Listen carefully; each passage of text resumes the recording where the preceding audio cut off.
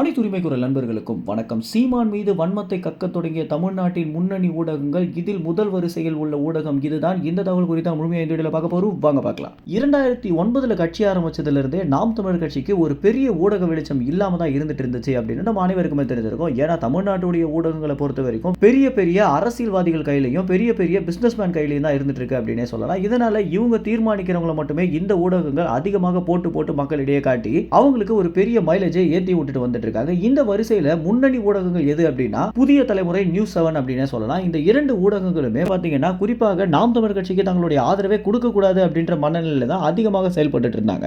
அதற்கு அடுத்தபடியாக யூடியூப் உடைய பயன்பாடு அதிகரித்த காரணத்தினாலையும் சீமானுடைய வளர்ச்சி யூடியூப்ல அதிகமான பார்வையாளர்களை ஈட்டி கொடுத்த ஒரு காரணத்தினாலையும் இதை நம்மளுடைய சேட்டலைட் சேனல்ல போட்டோம் அப்படின்னா நமக்கு பிசினஸும் அதிகமாக மாறுமே அப்படின்ற காரணத்தினால தான் நாம் தமிழர் கட்சி பக்கம் கொஞ்சம் கொஞ்சமாக படையெடுத்து வந்து இந்த ஊடகங்கள் ஒரு பெரிய அணியாகவும் தற்போது மாறி இருந்தாங்க. ஆனா இந்த 2026 தேர்தல் முடிவுகளுக்கு பிறகு நாம் தமிழர் கட்சியின் தலைமை ஒருங்கிணைப்பாளரான சீமான் அவர்களுடைய முக்கிய முடிவே இனி ஊடகங்களை அதிகமாக சந்திக்க கூடாது அப்படின்ற காரணத்தினால தான் ஏர்போர்ட்ல புதிய தலைமுறை ரிப்போர்ட்டர் கேள்வி கேட்டபோது வேற வேலை ஏதாவது இருந்தா போய் பாருங்க அப்படின்னு சொல்லி கடந்து சென்றிருந்தாரு. இதனால ரொம்பவே ஆத்திரமடைந்த புதிய தலைமுறை சீமான் அவர்கள் மேல கடுமையான வன்மத்தை கக்கணும் அப்படின்ற முயற்சியில ஒரு புதிய விஷயத்தை கையில் எடுத்திருக்காங்க. என்ன அப்படின்னா ராஜபக்சேவுடைய அடிமையான ஒருத்தரை களம் இறக்கியிருக்காங்க. இன்றைய தினம் சென்னைக்கு வந்த இலங்கையுடைய எம்பியான அர்ஜுனா அவர்களிடம் பாத்தீங்கன்னா சீமான் அவர்கள் குறித்த கடுமையான கேள்விகளை கேட்டு அதற்கு அவரே பாத்தீங்கன்னா விமர்சிக்கிற மாதிரியான ஒரு சூழலை அமைத்திருந்தாங்க. இது மட்டும் இல்லாம இவர் களம் இறக்கியிருக்காங்க அப்படின்றது எங்க இருந்து தெரிய வருது அப்படின்னா இலங்கையுடைய எம்பியான அர்ஜுனா யாருன்னு பாத்தீங்கன்னா ராஜபக்சேவுடைய ஒரு கொத்தடிமை அப்படின்னே சொல்லலாம். அந்த அளவுக்கு ராஜபக்சேவுடைய அடியாளாக செயல்படக்கூடிய அர்ஜுனா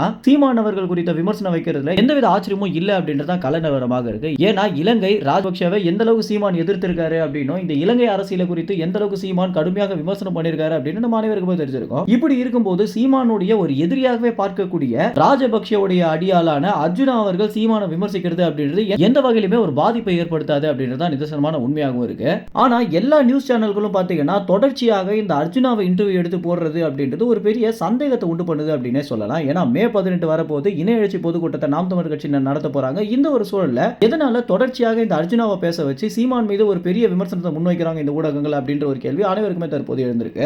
எது எப்படியாக இருந்தாலும் இந்த அர்ஜுனா பேசியிருக்கக்கூடிய விமர்சனம் அப்படின்றது சீமானை எந்த வகையிலுமே பாதிப்புக்குள்ளாக்காது அப்படின்றத நிதர்சனமான உண்மையாக இருக்கு. மக்களும் பாத்தீங்கன்னா இந்த விஷயத்தை ரொம்ப எளிதில் கடந்தும் போயிட்டு இருக்காங்க. இருந்தாலும் இந்த ஊடகங்களுடைய வன்மம் அப்படின்றது இனி வரும் காலங்களில் எந்த அளவுக்கு மோசமாக இருக்க போகுது அப்படின்றத இதுல இருந்து தெரிய வருது. மேலும் இந்த தகவல் குறித்து நீங்க என்ன நினைக்கிறீங்க அப்படின்ற உங்களுடைய கருத்துக்களை கமெண்ட்ஸ்ல தெரிவிங்க. நன்றி, வணக்கம்.